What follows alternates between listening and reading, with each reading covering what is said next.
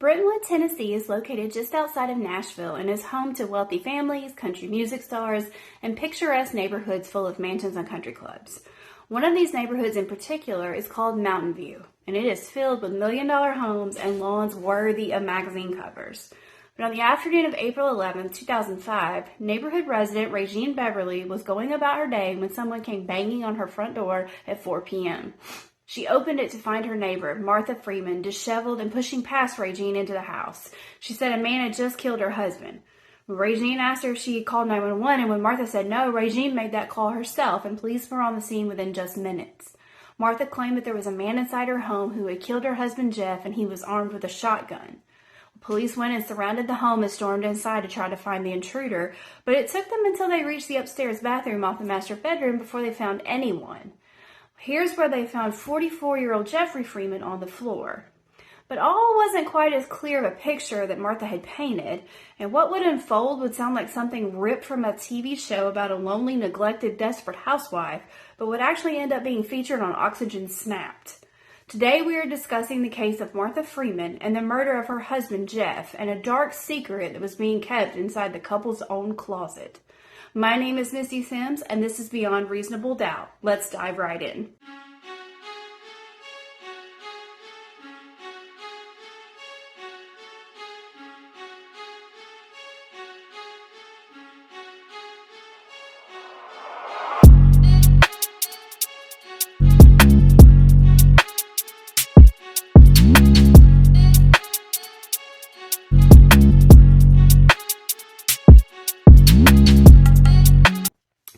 Martha Ann Cockle Freeman was born in January 1964 in Bowling Green, Kentucky, to a family of restaurant owners. Jeffrey Allen Freeman was born in September of 1960 in Bristol, Tennessee. Martha and Jeffrey were married in a Brentwood courthouse after what some called a whirlwind romance. Friends said they had just met a few months before their wedding, but it just seemed right. They just shared so many things in common. Everyone said they had a wonderful sense of humor, they loved to make their friends laugh, they loved traveling, and they really took pride in the success that they were both finding in their areas of work. Now, Martha had relocated to Nashville from her hometown of Bowling Green and began working in sales in one of our state's largest newspapers, the Tennessean, in 1993. And when Jeff met Martha, he was running an extremely successful trucking company. In fact, they were both doing so well financially when they got married, they purchased their very first home in that Mountain View subdivision just a few weeks after the ceremony. Now, soon Martha decided to try her hand at her own business, and she left the Tennessean. She got a private investigator's license, and she began her own company called Resifax, which provided background checks, credit history evaluations, and rental history to businesses and landlords. Now, in the beginning, she just rented out of a spare bedroom in her house, but it grew so quickly, she hired 2 employees named Tara and Tony Cantrell, and they actually moved into a brick-and-mortar office for their operation. And by 2003, they needed Jeff too, so he quit his job and came on board to the Resifax team. Now, all seemed well, but around this time, Martha began really struggling with her mental health and depression and started withdrawing from the business. She told everyone she just didn't quite feel like herself, and with the toll this was taking on her, Jeff had to take on more responsibilities at Resifax in order to keep it going, since this was their sole livelihood now. But he was still worried about Martha and her mental health, and he wanted her to get better, and he kept encouraging her to seek out professional treatment. She finally did, and she was formally diagnosed with bipolar disorder in 2004. Now, after that diagnosis, she said she was actually happy just to have a reason, of why she was feeling the way she was feeling. And then around the same time, her mom got sick. She had already been ailing. She began to deteriorate more, so Martha took off even more time at work to care for her and moved her into the home that she shared with Jeff. And it seemed that this really improved her disposition, like having someone to care for. But that would only last about a year when her mom would pass very unexpectedly, and this just drove Martha into an even deeper depression. She stayed heavily medicated, she isolated and spent most of her time in that room where her mom had stayed in their home. And, Jeff's putting in a ton of overtime to keep the business going, but he's still trying to help Martha because he wants her back better and healthy again. He wants his wife back. Through all this, he still respected Martha, and he kept the situation very private and just didn't really say a whole lot to friends and coworkers about truly what was going on. But when he could break away, he tried to get Martha out of the house, tried to cheer her up and travel like they used to, something that they just both, that's what united them, was that common love of traveling and things. Now, usually Martha would say no, but finally, on the evening of July 4th, 2004, she agreed to go with Jeff out to downtown Nashville and watch the fireworks show on the river and then hang out on Broadway a little bit and get an overnight hotel room. But when they got there, after the fireworks, Jeff was exhausted. And he didn't want to go out exploring on Broadway or stay in that hotel. He just wanted to go home and rest. He'd been working all those hours. He'd been worried about her, and he's just beat up. He just needed rest. Well, that just pissed Martha off. She's like, I'm not going home. They had a huge argument. She's refusing to leave. And finally, Jeff just went home without her and let her do her own thing. Gave her some space, walked away from the argument. But that decision is going to be one that changed both their lives forever. Because Martha did. She stayed downtown and she went out. So let's fast forward a little bit to August of 2004. Martha's moved out into the Candlewood Suites, which is an extended stay hotel.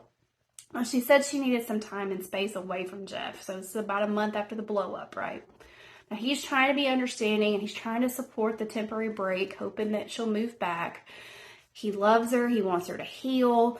So he's still supporting her both mentally and financially.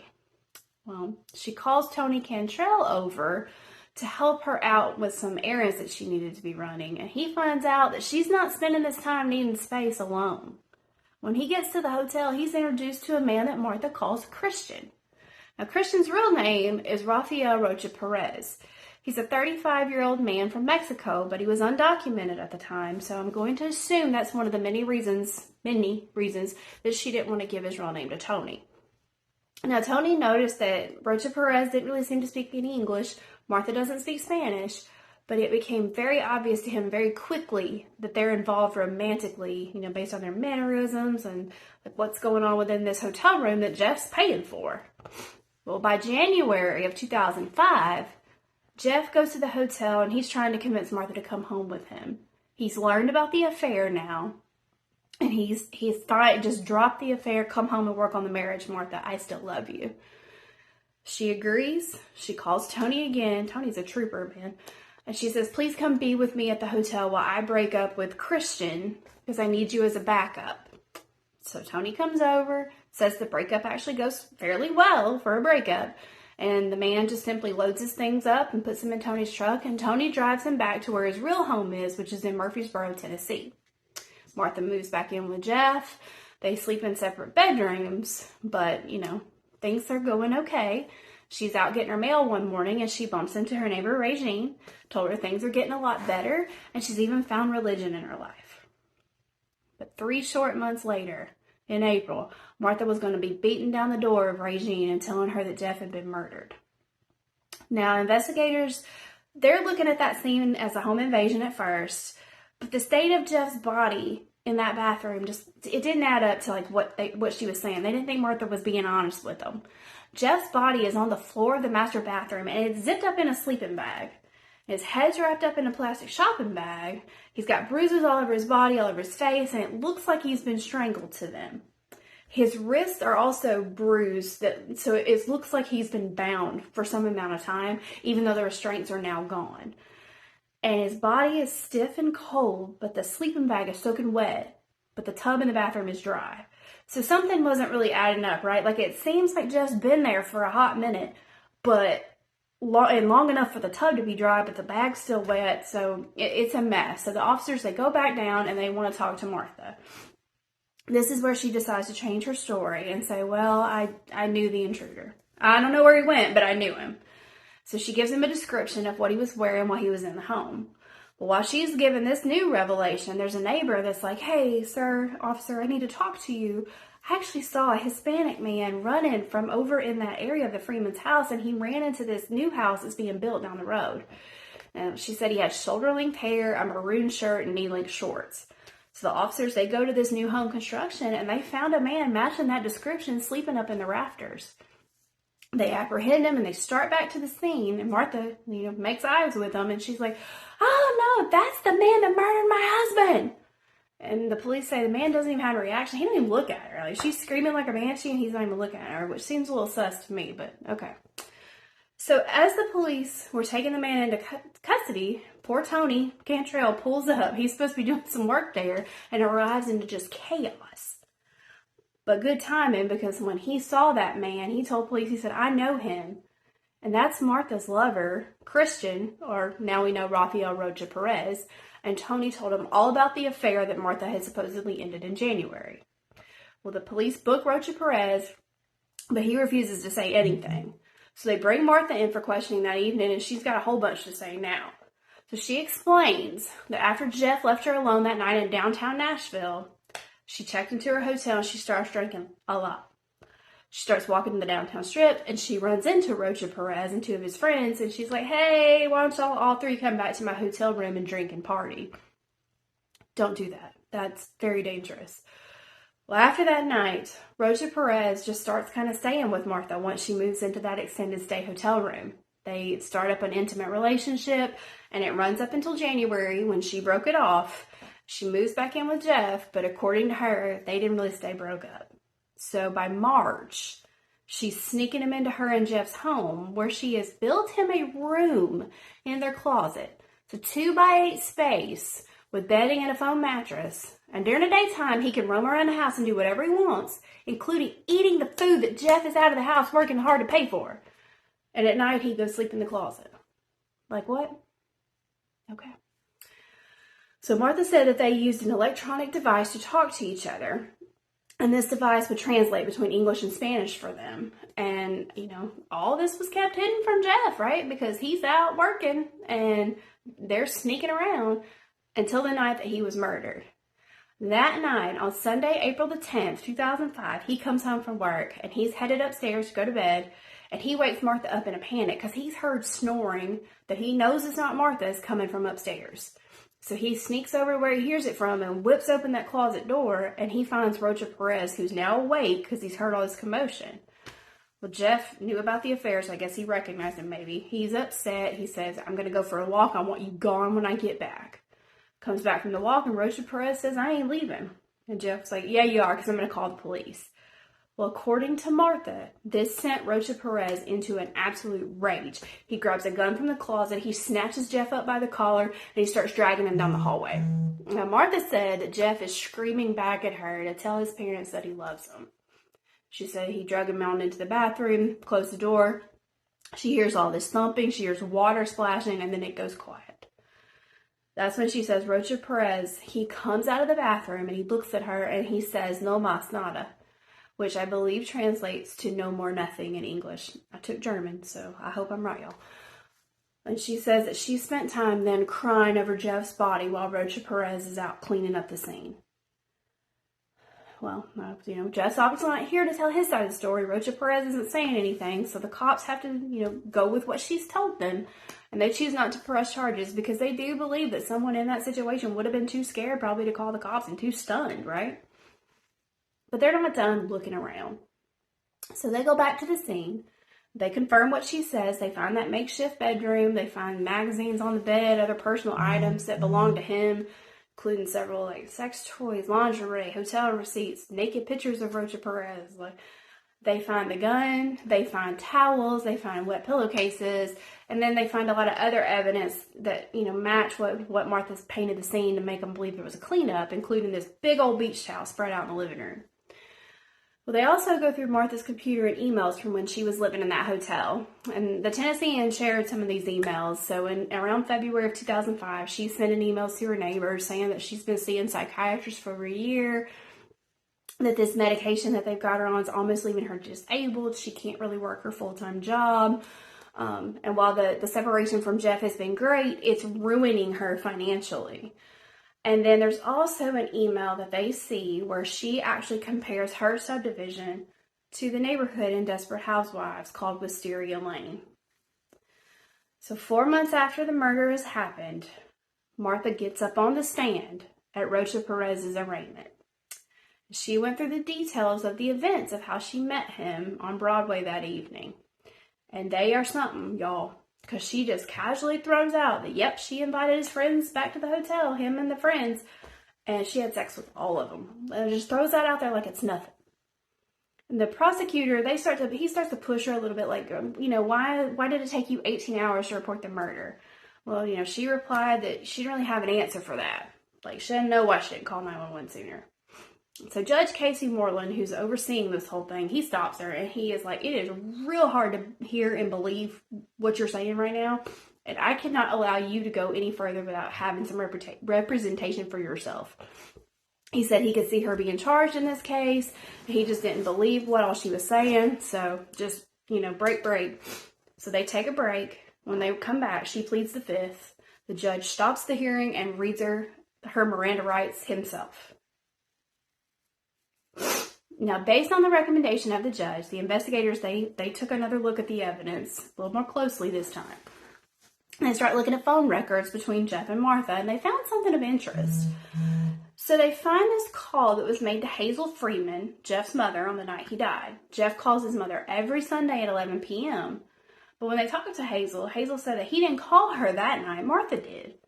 And Hazel said Martha was just happy as a lark, but said Jeff was sick and she had given him some medicine and he went on to bed early, so she was making that phone call instead. Well, they pressed on a little further, and they learned that while Martha was supposedly in all this shock and awe over what had happened, the attack on Jeff, she's out running errands. She's picking up a prescription at Walgreens at 10 o'clock on that Sunday night, and then by the next Monday morning, she's out walking the dog, she's smoking a cigarette, so she's had ample time to call 911 or get out, right? I mean, she has been out walking the dog. So after a little further fact-finding and evidence building, they arrest and charge Martha Freeman with Jeff's murder in August of 2005. Now, she quickly posted bond, and then on September 1st, they were called to her home because she had tried to make an attempt on her own life by taking over 60 Xanax and some other medication. Now, when they get there, she's coherent and all that, but they did take her to the hospital to be evaluated. And after some time and some healing, we get to 2006 in September, where they finally go on trial, and they put her and Rocha Perez on trial together. Even with the lawyers saying, no, we're not doing that. Well, the judge also ruled that they could not put any of the salacious details of Martha's sex life on trial, meaning the jury wasn't going to hear about her and him and the friends and all this stuff. Prosecutor Katie Miller, she presented to the court that she thought Martha had orchestrated this whole thing, and it was financially motivated because Martha knew she couldn't get the business and all the profits in a divorce. Miller brought up the emails that had been discovered in investigation and the fact that Martha's timeline was more than fuzzy. And she also brought up that beach towel. Remember the big one in the living room that they thought Rocha Perez might have used to clean up the scene? Well, it turns out it had Martha's DNA on it and Rocha Perez's semen. So while poor Jeff is dead or dying in the bathroom, Martha and her boyfriend, now one of them's a murderer clearly, are having sex on a beach towel. I mean, good Lord. So poor Tara Cantrell, the Resifax employee, she goes on the stand and gave testimony that the morning of April 11th, between 8 and 8:30, Martha called and said Jeff wasn't coming in because he was sick that day. Said nothing seemed strange. Martha seemed completely normal making that phone call. He already dead, right? She's completely normal making this phone call. Now, Martha's attorney said that her affair was morally questionable, but it did not lead to murder. Rocha Perez's attorney said that she carried out the murder on his own, and she's blaming Rocha Perez because who's easier to blame, right, than somebody who's undocumented. And he also said that no one found latent prints of Rocha Perez's on that shotgun. Now, they did find latent prints in the closet on some dirty adult magazines, It's not dirty if you look at that, it's fine. But they didn't find them on the gun. And Dr. Deering, who performed the autopsy, said that it would have taken more than one person to restrain Jeff or move him because he was over 200 pounds, but couldn't discern how many it would have taken. Now, it did prove in the autopsy he was beaten and strangled, and it did not show any signs of medication that Martha had told Hazel she gave him for sickness, so all that was a lie. Well, based on all this, Katie Miller and the prosecution came up with a theory of what happened. They believe Rocha Perez killed Jeff, and then Martha helped get his body into the sleeping bag. And then they figured out they couldn't get this big old man down the stairs, and they had to, switch gears and come up with a new story. And that was where this whole home invasion thing came in, but they never counted on a neighbor seeing Rocha Perez run out of the house. Of course, in closing, they also said that they thought that the sex on the beach towel was celebratory from the murder. Gross. Rocha Perez's attorney said that he didn't have a reason to kill Jeff. He's got no criminal record at all. Why would he do it? Martha's attorney said that, of course, he did it because he was jealous, and that Martha was just too afraid to call the police immediately. So there's a whole bunch of theories for the jury to consider, right? I guess it wasn't too hard, though, because it took them less than 2 hours to come back with a verdict, and they found both of them guilty of the first-degree murder against Jeffrey Freeman. Now, in Tennessee, they both received life in prison, and that means 51 years before they would even be considered for parole. Now, both filed appeals. They claimed court errors and all this type of stuff. Well, that got struck down pretty quick, but Martha didn't really give up. And in 2014, she's filing another claim that her lawyers didn't represent her correctly because she's got one that had arranged a plea deal for her and the other told her not to take it. So the plea deal would have resulted, I think, in 20 years if she testified against Rocha Perez. It was a big old mess. Either way, she agreed, to not take the deal, so the appeal was just denied. So we will never really know if she participated or if she was just sitting there listening to her husband die, because she can't tell the truth. But the jury found her to be involved in some kind of way and figured she should be given life in prison. So that is where she is at to this day. Now, what do I think? I probably picked up on it through there because that was a rough one. But the story made it all the way to the Oxygen channel on an episode of Snap because it's just about unbelievable, right? Like, you are hiding someone in your closet without your husband knowing, and I guess thinking that this is going to work. You can just have this little affair. I mean, she could have just divorced her husband. It did not have to come to this. Jeff loved her. He was working hard to keep their life going. He's trying to keep her business afloat and letting her work on her mental health. And she just decided that his life wasn't worth it anymore. And whether she was participating or listening, I don't know. It doesn't matter. I hope his family and friends have found some sort of peace. Martha's going to be in prison until I think she's 100 if she got paroled at 51 years to the day. So I highly doubt she's probably going to make it out. And let me be clear that I do have a heart for her with her mental struggles and losing her mom. But you still can't behave in a way that takes someone else's life, especially the one that's trying so hard to help and support you. I don't know, guys. Get the help if you need it. And if you're struggling and thinking of taking your life or someone else's, please say something. Thank you guys for being here. Don't forget to click that subscribe button and notification bell on your way out so you'll know when I post new content. And you guys stay safe out there and stay sweet, my cupcakes. I love you, and I will see you next time. Bye!